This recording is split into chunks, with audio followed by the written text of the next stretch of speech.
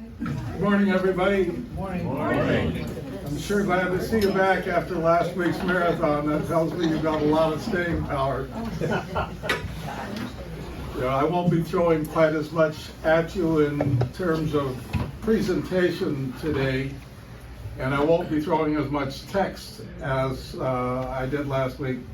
I gave you all of that in the background because I hadn't had enough time to really condense it down. I was trying to zero in and add in some Lutherandom that we hadn't gotten before, and I do think that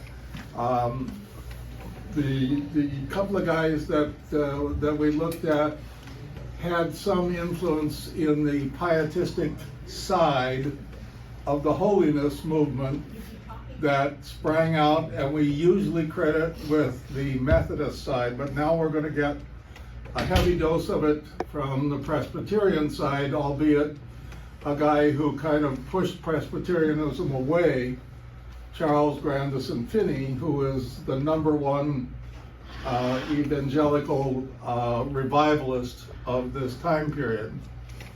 And I want to open up just to refresh our memories, because this is going to come up again and again and again from now on. We've already seen it several times, we've read this before, but I want to keep it refreshed in your mind from the very end of the book, this next to last chapter in the Bible, and it talks about, in just a few short verses, what has become the starting point for where we're going to wind up this particular series, which is the dispensationalists who look at kind of Revelation backwards instead of Genesis forwards in terms of how they see the importance of reading the Bible and how this all comes together.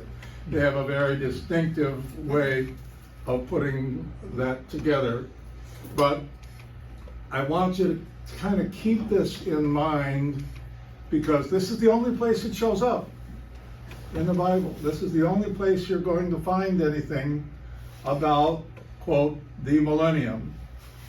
But Charles Grandison Finney thinks it's about to happen. The Apostle Paul thought it was about to happen in his time, and now the dispensationalists say that it was about to happen. William Miller and his followers say it's going to happen in the middle 1840s. They have to reset because it didn't happen. They said, well, we were off by maybe a few months. Let's get it set again. There's been a preoccupation with this without much real understanding of what the context is of those verses and what it's about. So let's read that real quickly before we start. Who wants to grab this for us? Read it out loud. You ready? Terry, I thought I saw you. Sure, yeah. The eyes are still good. Then I saw an angel coming down from heaven, holding in his hand the key to the bottomless pit and a great chain. He seized the dragon, the ancient serpent, who is the devil and Satan, and bound him for 1,000 years. And Threw him into the too far? Yeah. Okay. And threw him into the pit, and locked and sealed it over him, so that he would deceive the nations no more, until the 1,000 years were ended. After that, he must be let out for a little while. Can I continue on 4? Then I saw thrones, and those seated on them were given authority to judge. I also saw the souls of those who had been beheaded for their testimony to Jesus and for the word of God. They had not worshipped the beast or its image, and had not received its brand on their foreheads or their hands. They came to life and reigned with Christ 1,000 years. The rest of the dead did not come to life until the 1,000 years were ended. This is the first resurrection.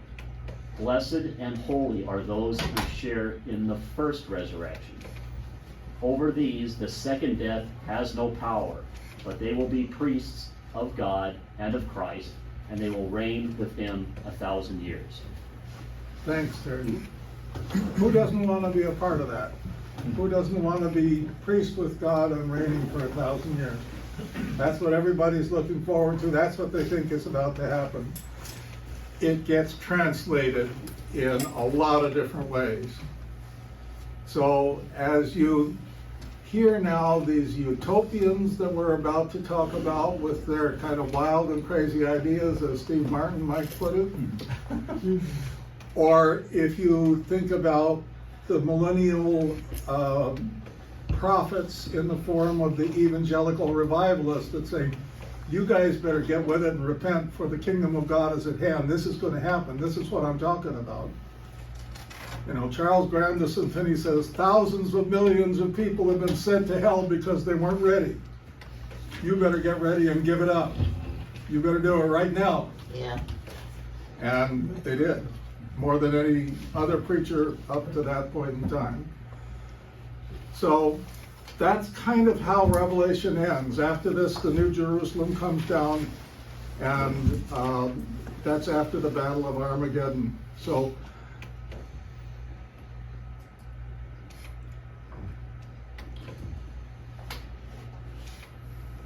Jake? here's what, yeah. So it seems like their understanding of Revelation is entirely literal. No analogies. They No, would say that, but you can look at the words one way, Terry, and I might look at it a totally different way, and we both think we're being literal. You know, so it's very, but yes, you're on the right track. That is in fact what they say. They say the words mean exactly what they say. There's nothing nothing allegorical about this. This is not a parable. This is not relating to something else that is just kind of shining a light in that direction. Sort of like Pastor Jay was talking about. There really is a fish that really did swallow Jonah, and he really did get coughed up on the shore, and really did then preach and make the difference. It isn't a story about God. It's a story about Jonah. You know, that's the literalist interpretation that you start from. And in the background, I'll lay this on you too as we get started, and that is that where does the firepower come from to get this message out in grand scale in front of hundreds of thousands of Americans? If there's no church that is supporting this to start with, and there's no government that's supporting it to start with, who pays the money to get the tracts put together? Who gets the booklets printed? Think about that for a second, and think about the outsized influence that comes from individuals who have then an axe to grind, individuals who are buying into this scheme and have the money to do it. And they say, I'll fund it. I'll go ahead and do that. By and large, that's going to be the story for a bunch of the groups that we're about to see. And a good deal of what these guys are able to put together comes as a result of private funding. And that can get a little scary, you know, when you think about the outsized influence that they have. So let's open up today with some prayers. Lord, it's good to be in your house. We thank you for this day. We thank you for these people. We thank you for your word. We know that some of what we see from people who want to be with you and people who want to connect up and have a relationship with you is troublesome for us, Lord, because they don't see it the same way that we do. So we ask you to give us an extra measure of your care today. Give us discernment as we look at those who would be your disciples, would be your followers, and would have us to go down the path that they go. Send your Spirit to us so that you can make us holy, because we can't do it by ourselves. We ask this all in Jesus' name. Amen. All right. We started out, I wanted to get you with a little bit of a visual to start with in terms of the context of where we are today. We're in upstate New York. Remember, the Second Great Awakening has like 3 parts to it. There's the old churches, Lyman Beecher and his buddies, and the grandson of Jonathan Edwards is in that camp. And they're trying to move from rigid Calvinism into something that's in the middle a little bit that people can buy into. And then you've got the westward expansion that we saw at Cane Ridge, where you've got the camp meeting style, and the Baptists and the Methodists are making hay with that all day long. And the mainline churches are just kind of saying, I'm not too comfortable with that. You know, I'm not really interested in people falling down and getting their bodies taken over by spirits of unknown quantities and so forth. And I don't really know that I want to be preaching round the clock for days on end, which they did at the camp meetings.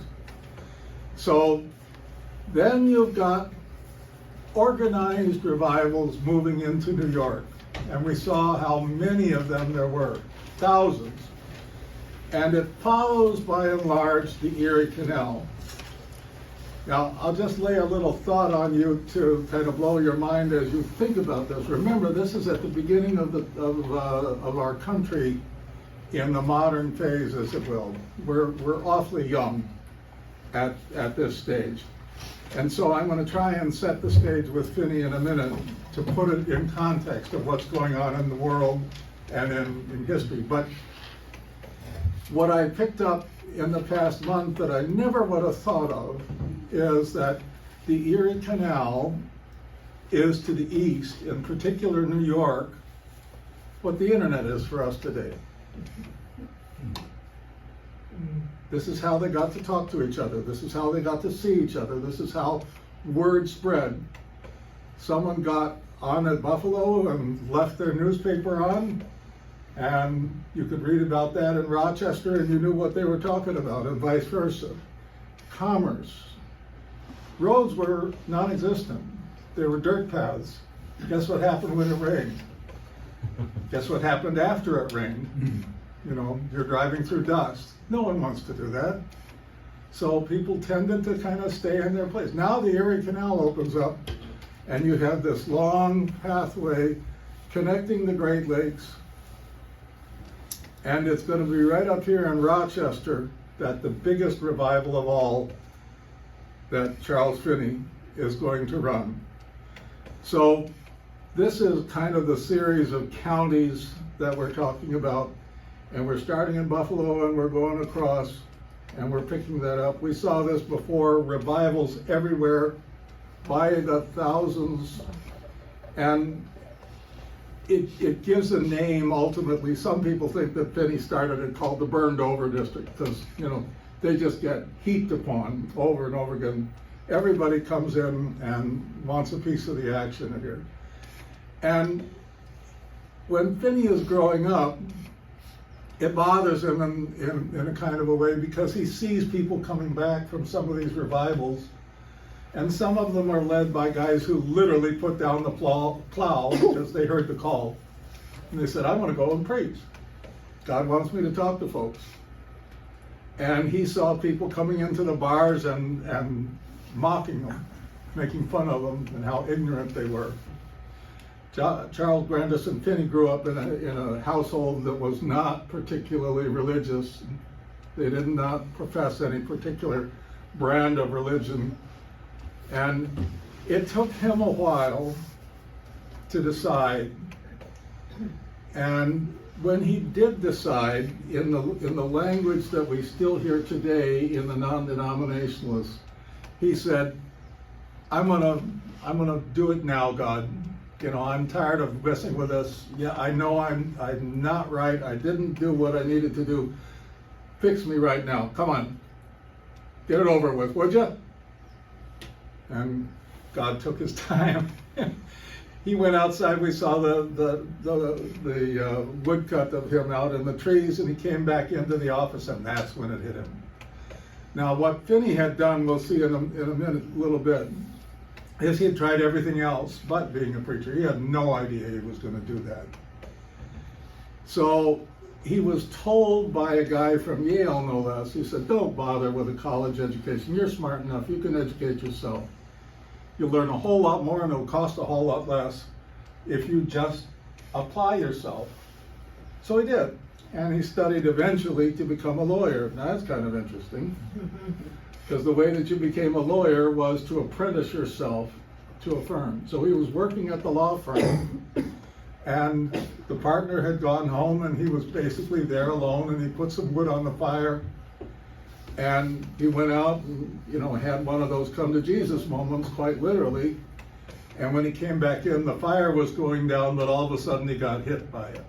He said the Spirit got him. And he said it was like a lightning bolt going through him, and waves of liquid love just went through and melted him as he went.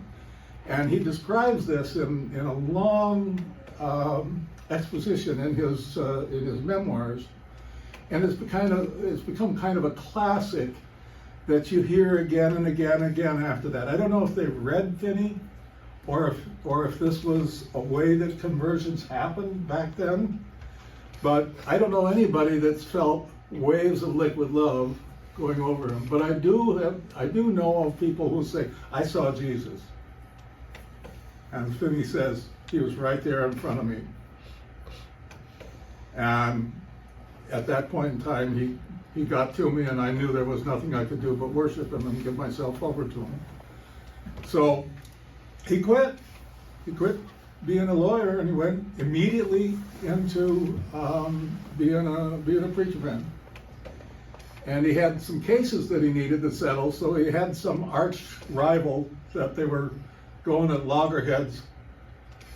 So he took the guy that he was representing, that he was working for, and he said, the Lord wants me to carry his case. I can't represent your case anymore. I have to work for the Lord.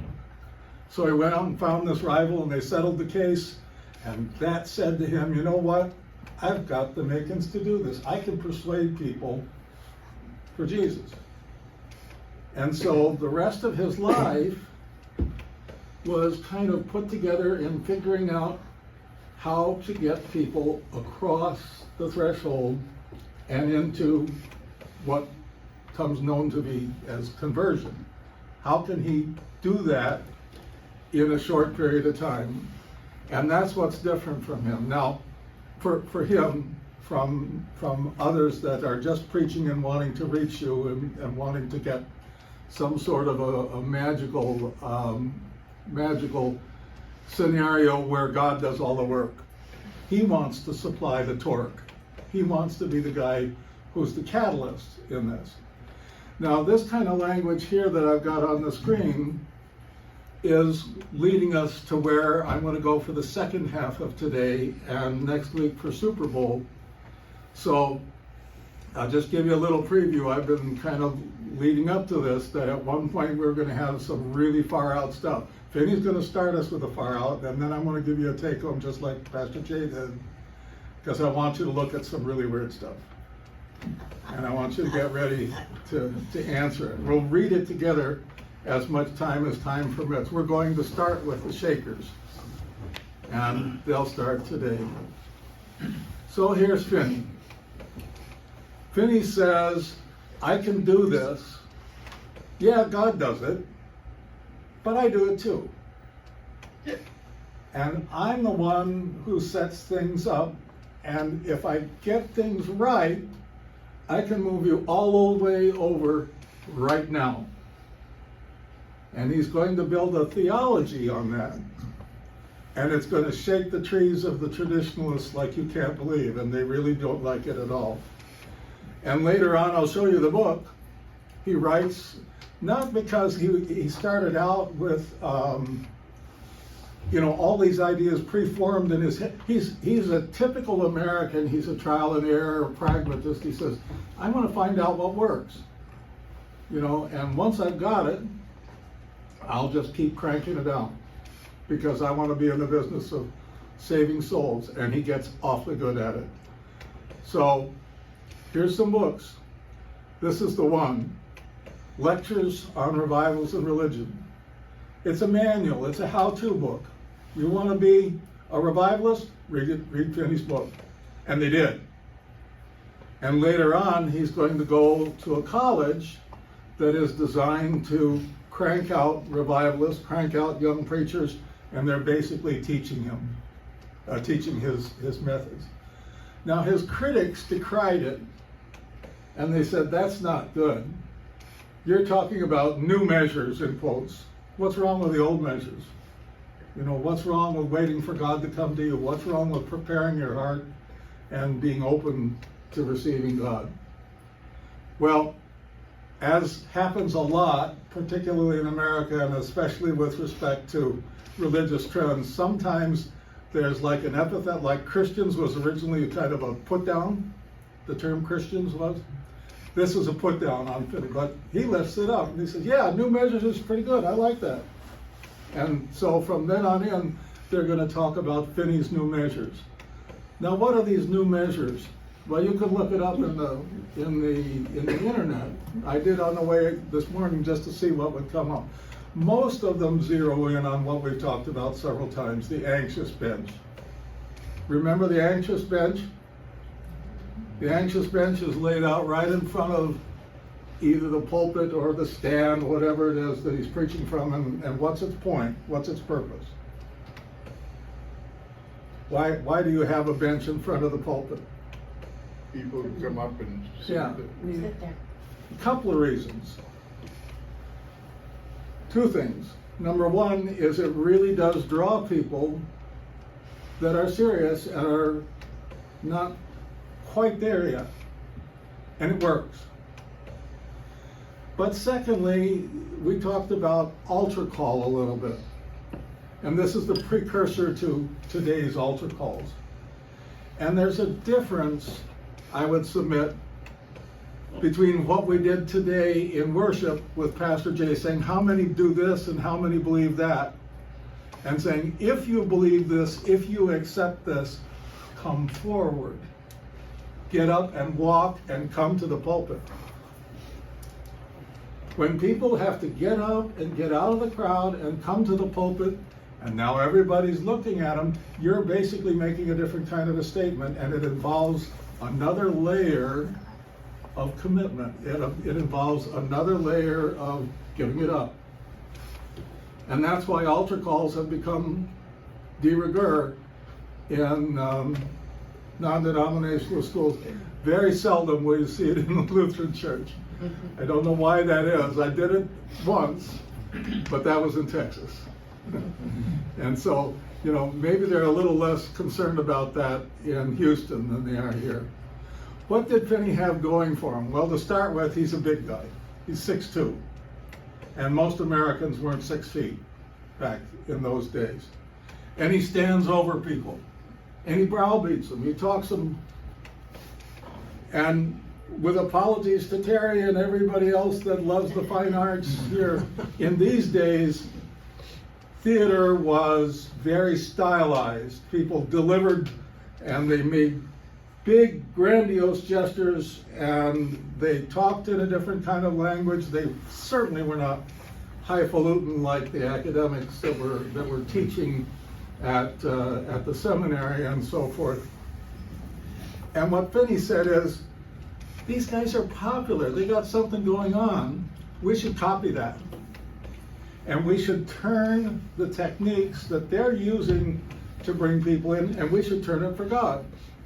Now, there's a danger with that, and that danger is people, in fact, did say, he's just an actor. Remember when Reagan became president and they said he's just an actor? He managed it particularly well.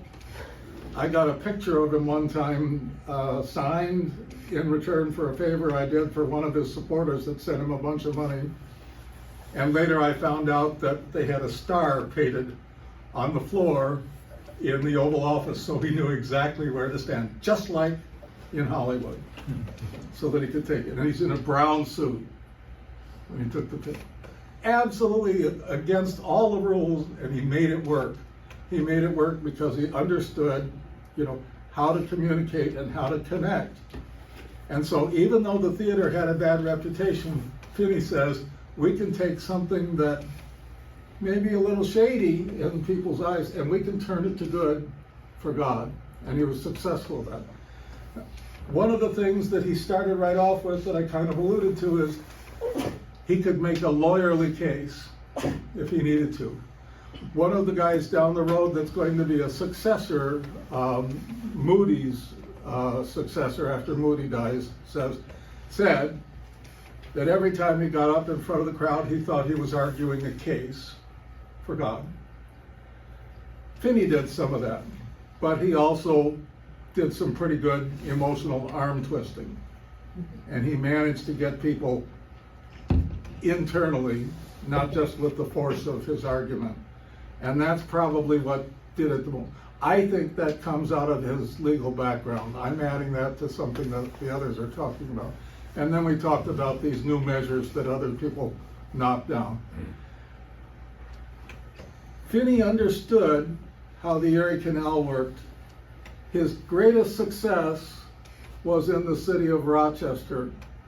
And it just slays me in retrospect, because we lived there for some years before we came to California, and I didn't know anything about any of this. It just flew by me. I had no idea that Rochester was a hotbed of evangelicalism or Christian enthusiasm, we'll call it. He stayed there a month. He preached 3 times a day, sometimes. He preached every day back and forth. These guys that are the revivalists that we're talking about here were indefatigable. All of them had energy that didn't quit. Every night, again and again, sometimes morning, noon, and nights, they'd be preaching. And part of the idea is if you keep hammering them and they keep coming back, after a while they'll break. After a while they'll give it up. And he made that work. Now Rochester, before the Erie Canal, was 300 people. Rochester immediately boomed up to boomtown. They didn't have Xerox where I worked. They didn't have Kodak, which is the center, or Rochester Products that did carburetors for GM. They had nothing. They were a cowtown. You know, they weren't even a stop on the overland coach for Wells Fargo. You know, they were podunk.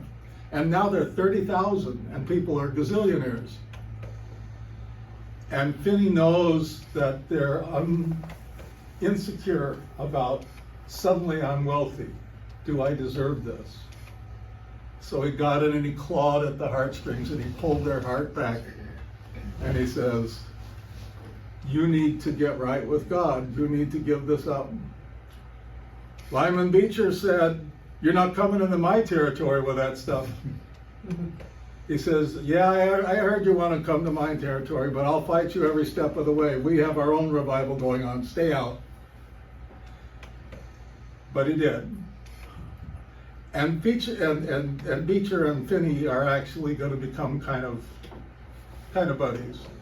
They had a series of meetings like Lincoln and Douglas where they kind of debated each other, and eventually Beecher did invite Finney in, you know, toward the end of his life.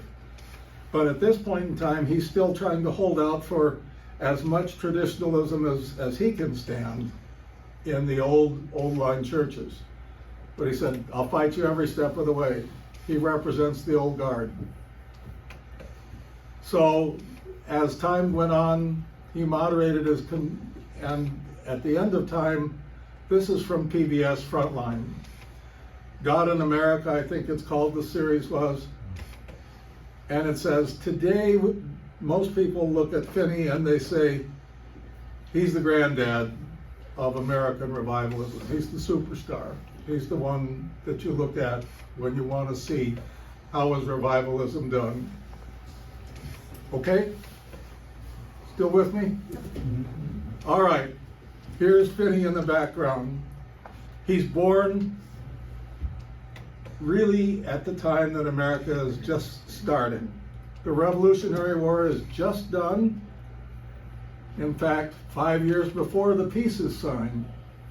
The Constitution was ratified 4 years before he was born. Think about that, how far back this goes. Louisiana Purchase is just a dozen years or so from the time when he's born. He's not aware yet that the frontier is moving so fast. It's moving from Pennsylvania, which is what, where it was when he was born, all the way out to the Mississippi River now, that they're thinking of the frontier. By the end of the century, by 1890, the Census Bureau is going to say there's no more frontier. It's all filled up. Well, we know better than to say it's all filled up.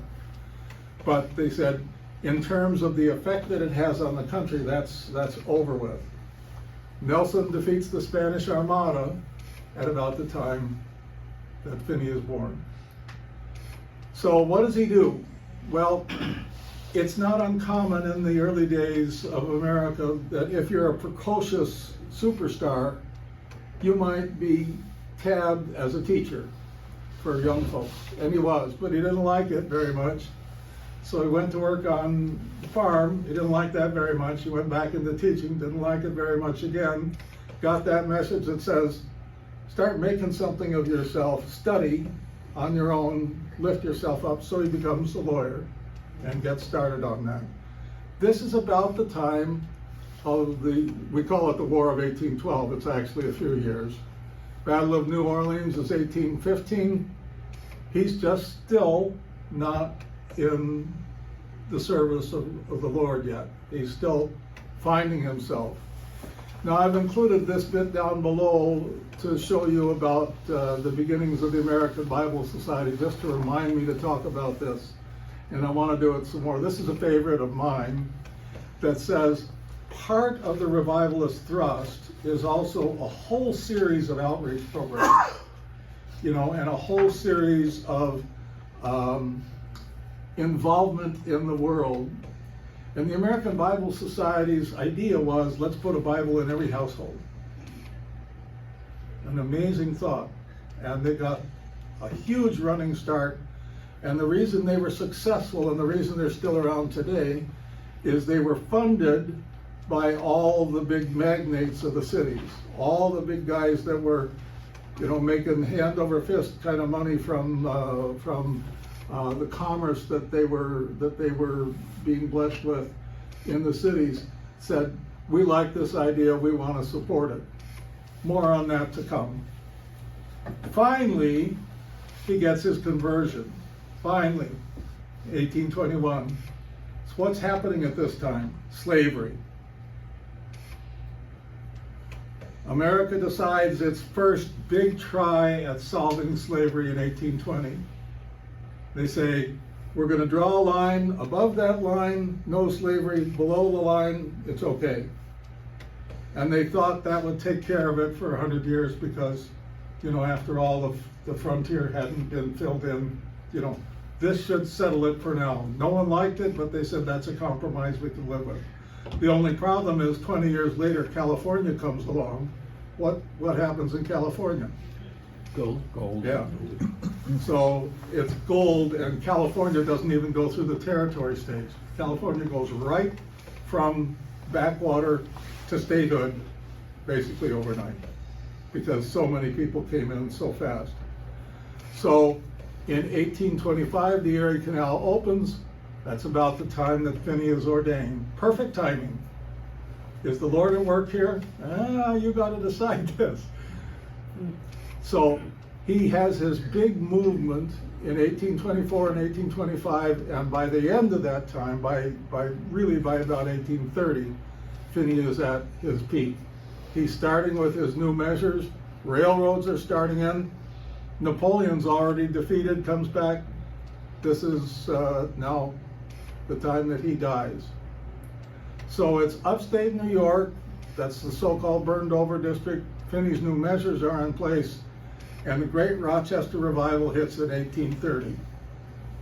So this is also the same year that Joseph Smith gets his tablets of stone 16 miles from my house. Now I knew about Palmyra, but I said I'm going to drive out there and see the spot. That was one I did know about, but I never did. But Joseph Smith doesn't last too long because he gets assassinated as they start moving. What's the problem with Joseph Smith? What's the problem with the Mormons in one word? Polygamy? Say it louder. Polygamy? Yeah. Polygamy. Yeah. Polygamy, bigamy, take your choice. Yeah.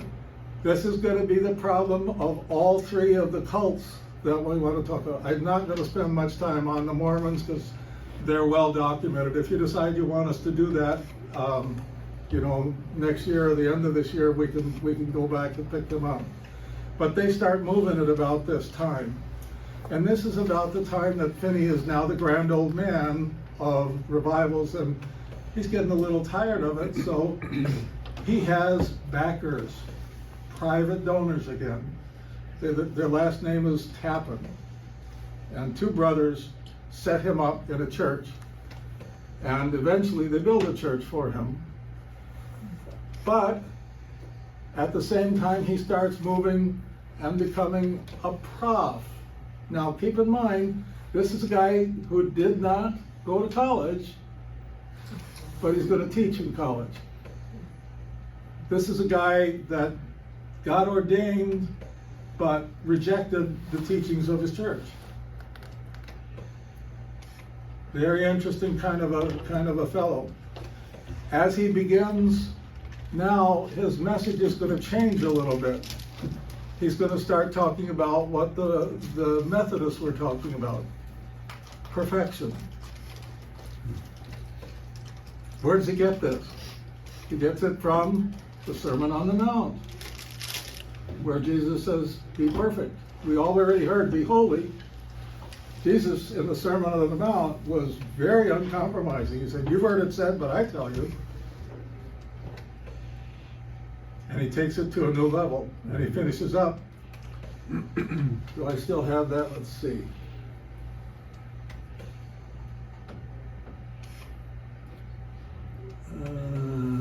Looks like not.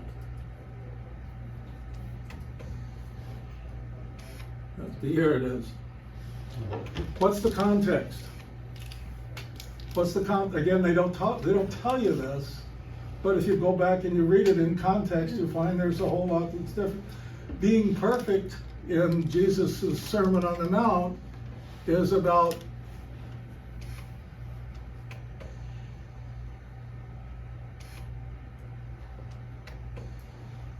what? For your enemies. Yeah. How comfortable are we with that? Is that what we think about when we think about being perfect? But they take that quote out of context and they say that's what you're supposed to be doing. All right. Charles Finney has been thinking about what he's been doing. His big driving idea has to do with revival.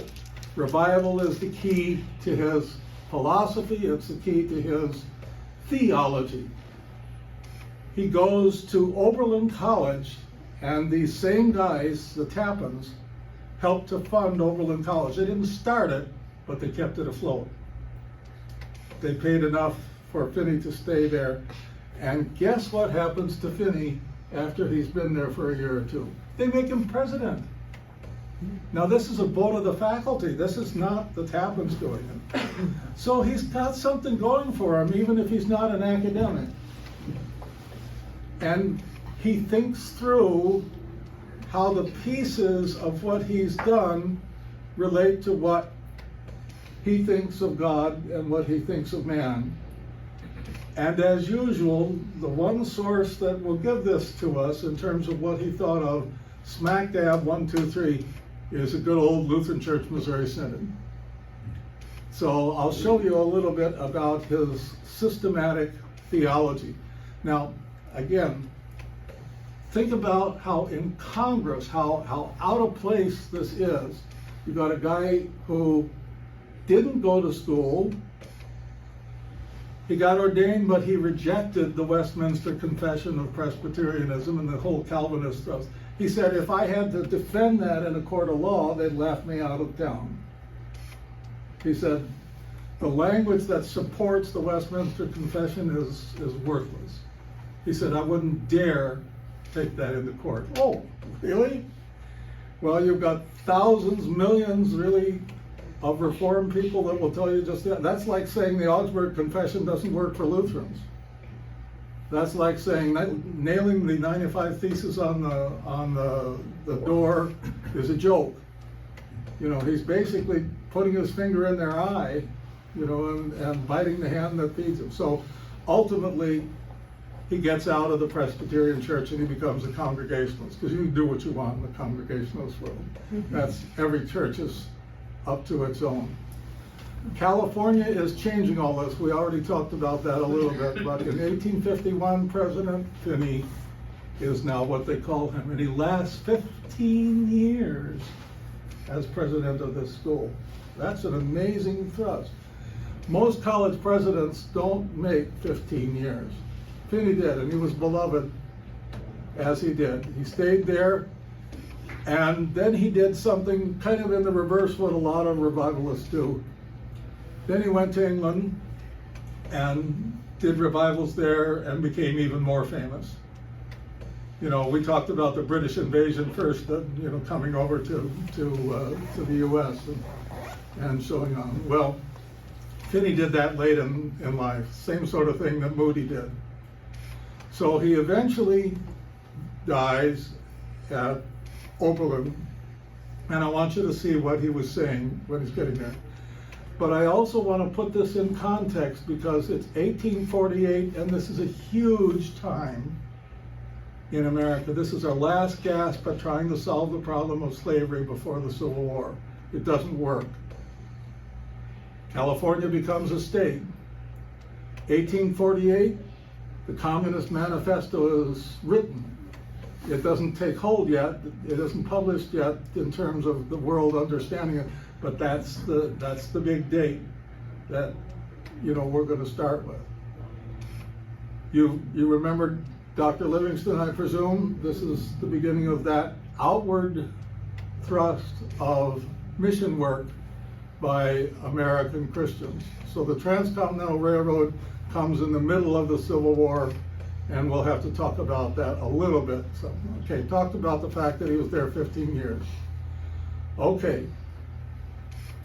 Finney starts talking about perfectionism.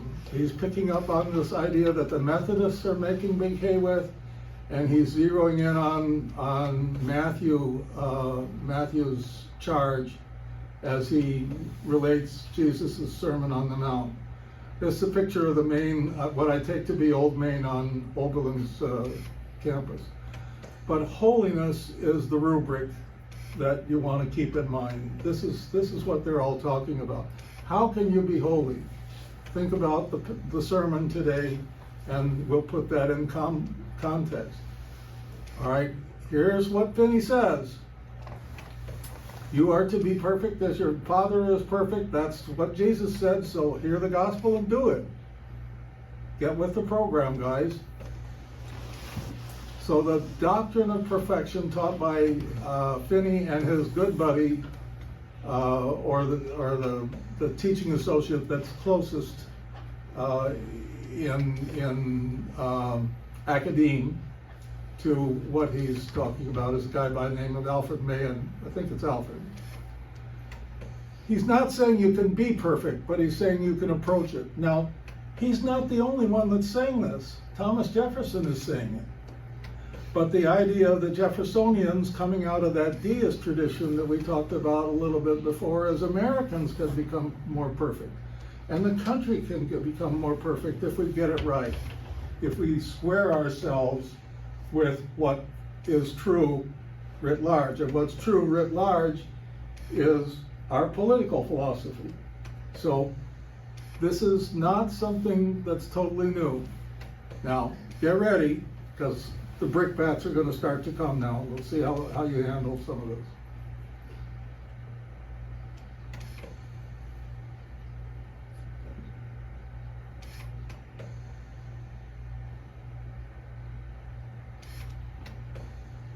What do you think? Finney says it's either or. You're either all in or you're all out. You comfortable with that? No. No. How well does that work? That's pretty close to what Jesus said on the Sermon on the Mount. What do we teach as Lutherans? Can you be all in? Can you pull that off? No. No. No. But that's what Finney says is required of you. No, it's not voluntary. It's only through God. Yeah, well, that's our thought. That's our God. That's our thought. What Finney's going to say is, Yeah. no, you can do this. Yeah.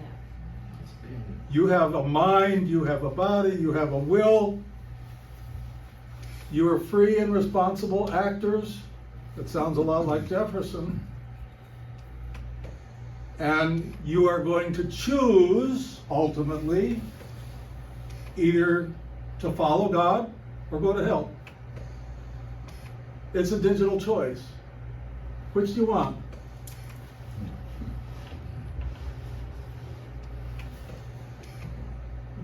It's up to you. What do you think? Well, I'm curious, there's the actual physical element of it, but then there's also the mental. Oh, for sure. The idea that maybe I didn't actually commit the sin, but I may have thought of it. I think he's thinking more along the lines that you were calling mental there.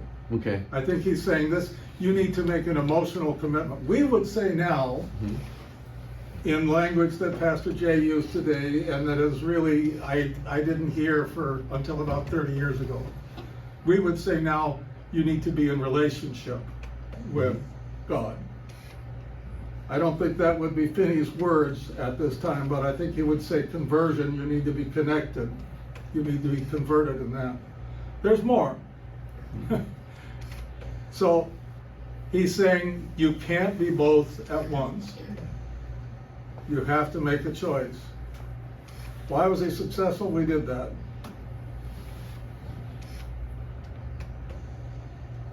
All right. He said,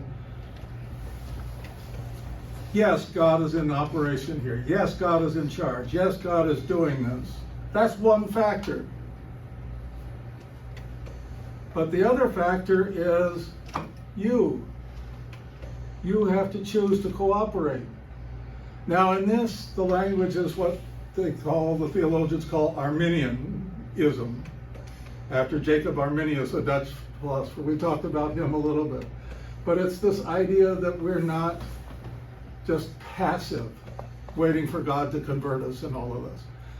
And this is really tempting. You know, I struggle with this myself. I do not like the idea that there's nothing I can do. That's not something that makes me happy, with my conversion. I tend to move in the direction that the Jewish philosophy starts with, that says, man is born with a little tilt. He's not perfectly upright, he's tilted a little bit. Something has to come and push you back over into the right direction. But left alone, that's the Jewish version of original sin. Man is born with a tilt. Finney says, I'm the one that's going to push you over. I'm going to give you some momentum to get you there. But ultimately, you have to choose. You've got to get up and come down to my anxious bench if you're having trouble with this, or you've got to come forward in an altar call, or you've got to raise your hand and say, here am I, send me. If you can't do that, you're not converted. You're not ready. And by implication, where are you going? Isn't there an element of hubris there where he's thinking that he perhaps is lifting himself up to God, that he's making you... That's a good criticism. Right? It's a good question, and I'm sure some people were thinking you're getting a little big for your britches here. Right. But that's where he's coming from, and I guess this is the answer to it, or as good an answer as I can give you without doing some research on it. He's saying, maybe it's not me, maybe I just arrange for God to work. I put the pieces together. He gives options, opportunities for people Absolutely to make does. the choice. But he doesn't want you to get the opportunity to say no. He wants it all to be yes. So what does he do? Well, you get together, he's got music going. The music is stirring. It's like now. Everybody's happy. Almost now. About the time he's getting ready to preach, music tones down, it gets serious.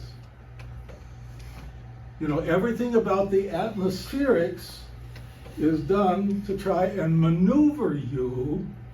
He doesn't want to give you options in the sense of, well, come back tomorrow and do it. He says, I'll be here tomorrow and you better come back if you're not all the way there.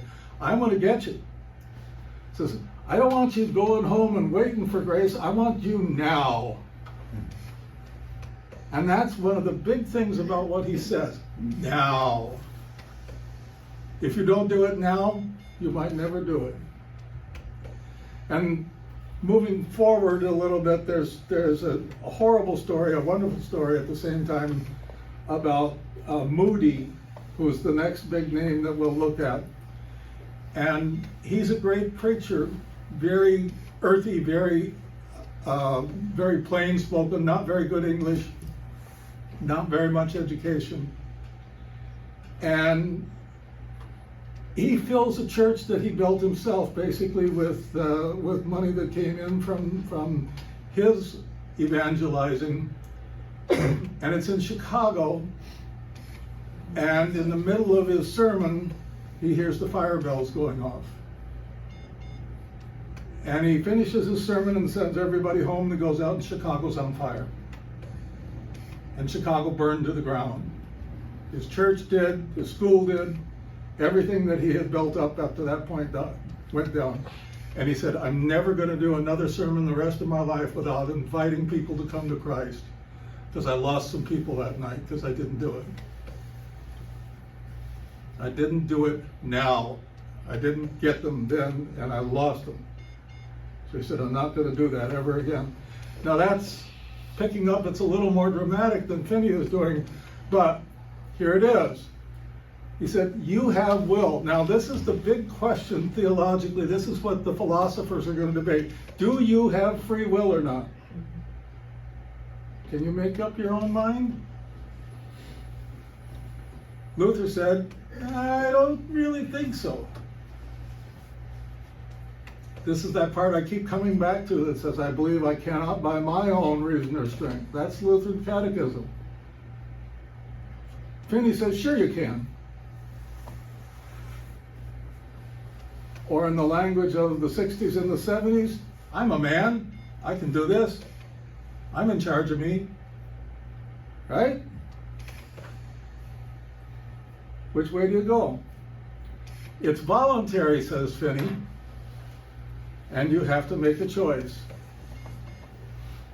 Sin is your choice.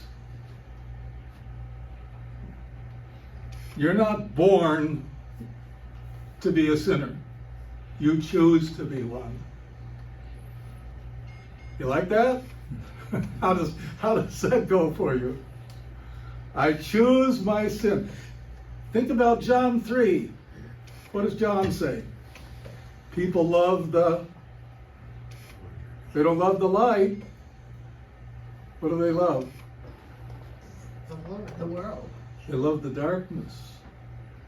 Read chapter 3. It's not just John 3:16. Keep going. He was in the world, he was shining the light, but people looked at that light and said, I don't want it. Righteousness, to Finney, is you choosing the right thing, you choosing God. You're obliged to do that, but God can't do it for you. You have to do it. So you didn't get your sin from your mom or your dad. Nobody else did that but you, dude. You're the sinner. You chose it. You made your bed. You don't have to stay there. In fact, I don't want you to stay there. I want to get you out of that. But if you think that Jesus by himself is going to fix you with his insult. Yeah, he has the grace to cover you, absolutely.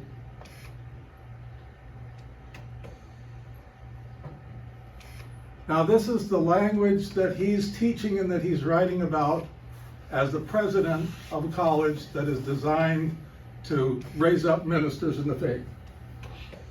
And this had a tremendous impact. I'll do a couple of more and then I want to switch because I want enough time to read some really radical stuff. This isn't radical enough. I got more. Repentance required as a condition of salvation is you've got to renounce sin, you've got to say, done. I choose as of this moment. This is part and parcel of the way that the non-denominationalist world would approach this. They would say, I can tell you about the time, I can tell you about the place where I gave it up, and I made my confession that said, I'm not in charge here, and I give myself to you. If you can't do that, you haven't made it. Finney says it's always in your power to do that. Is that right? Do you believe that? Can you do this? Can you do this in America in 2023? Can you bring yourself to be in the world but not of the world? That's what we're called to do. That's what we say all the time. Can you do it? Need help? I told you about this young lady in the first class I taught in upstate New York when we lived there. She says, what you're saying is all fine and good, Jake. And I believe it, and I'm with you all the way. But on Monday, I have to go into the real world.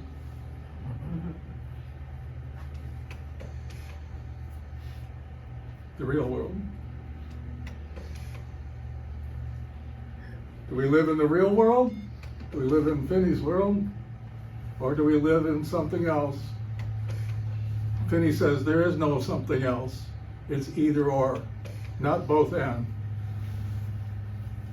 So the hope that they raise up is the hope for the Holy Spirit. And that's where we do too. That's where Luther says, but the Holy Spirit calls me by the gospel, same thing as Finney says there, enlightens me with his gifts. Well, Finney would say, I do the enlightening, basically. I'm just interested in getting you over the finish line for now. And then keeps me. That's where sanctification comes in, and that's what the Methodists have all over in spades. And so what he's translating that to and where this is going is perfectionism. If you get it, you can become more perfect. Because it's your will, and you're in charge of you, and you're the one that decides how to live your life. He sold a lot of books. You can still go and see it today.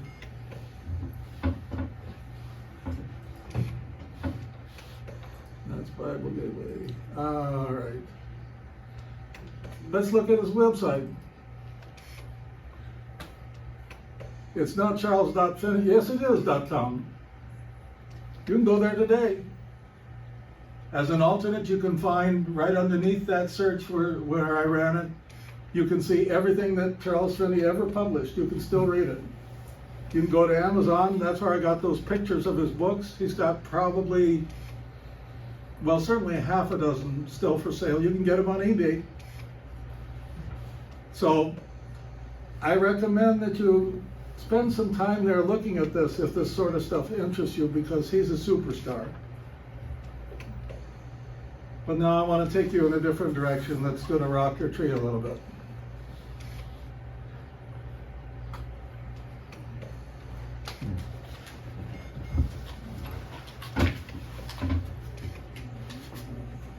Pass these around.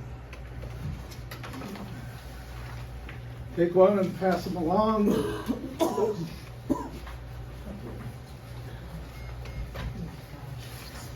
Oh, that's probably too much. Okay.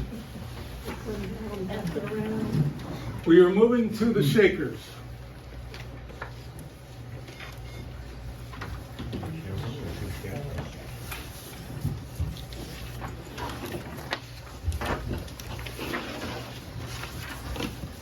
Okay.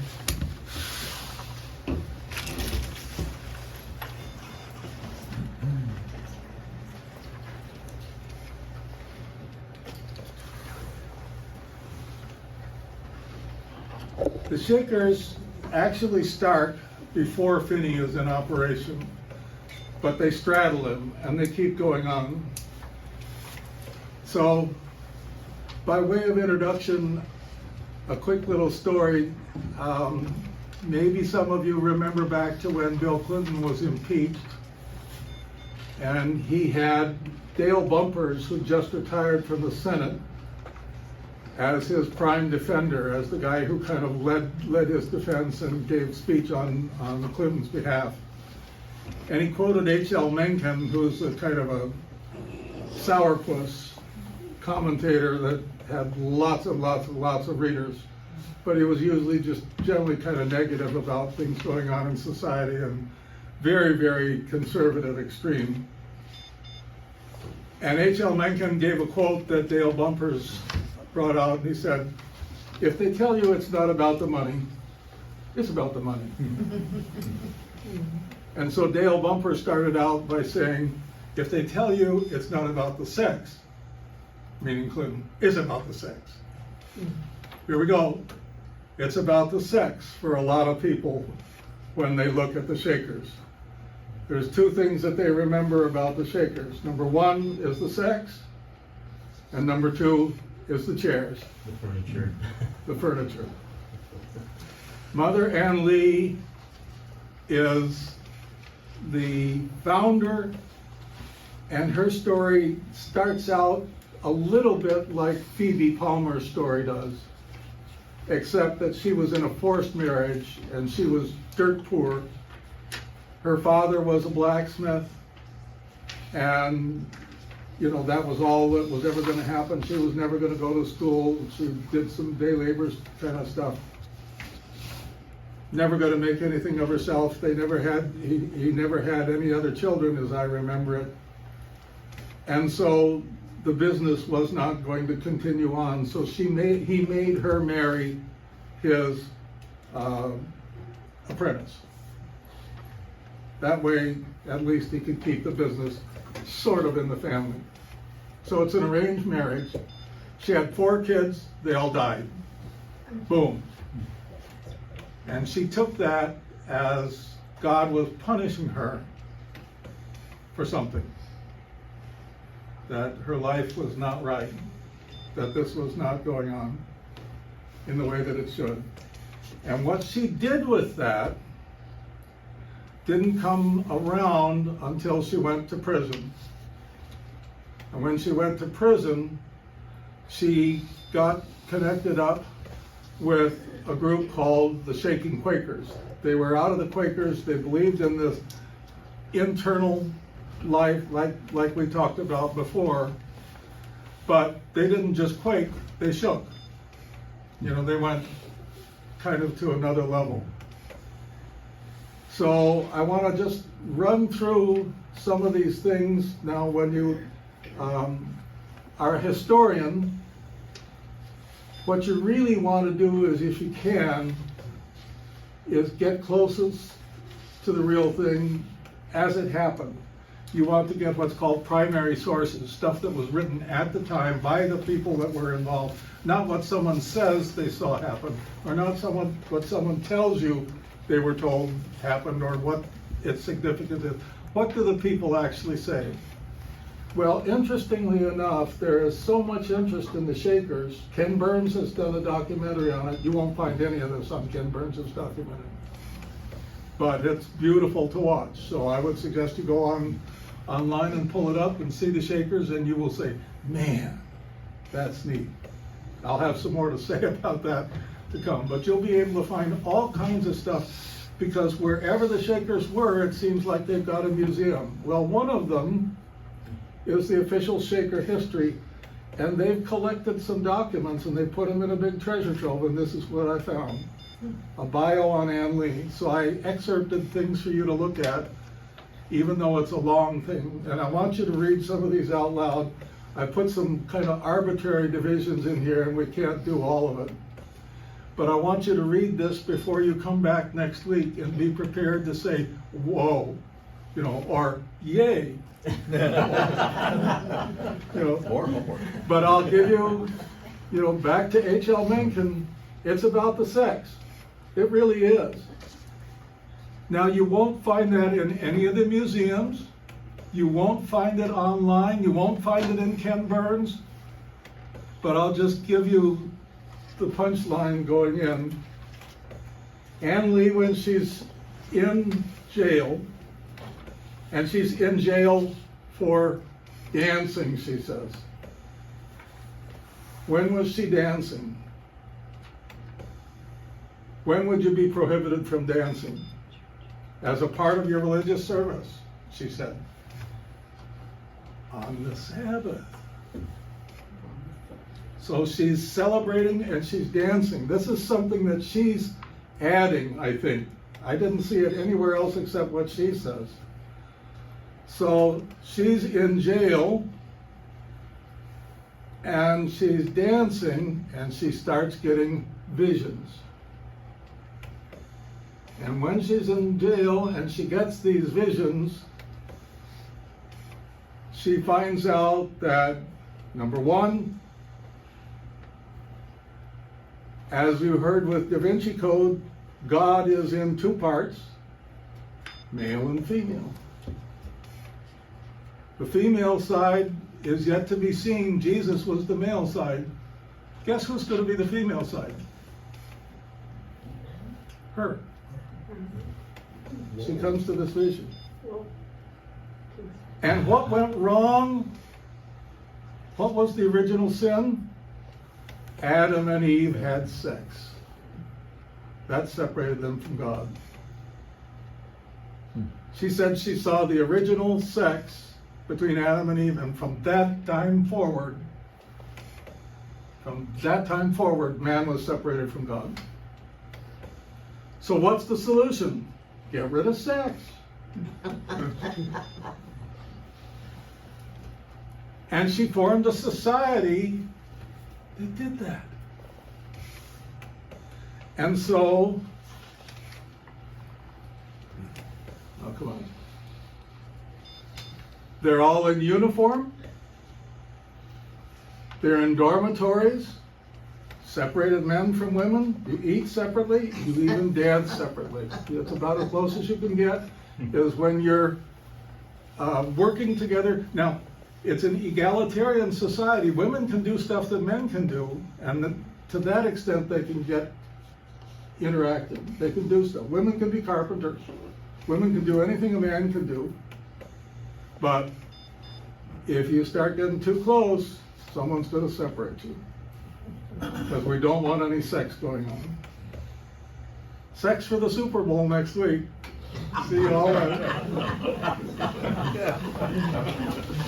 That sounds like a group that isn't going to last more than a generation or two. And there's more to come.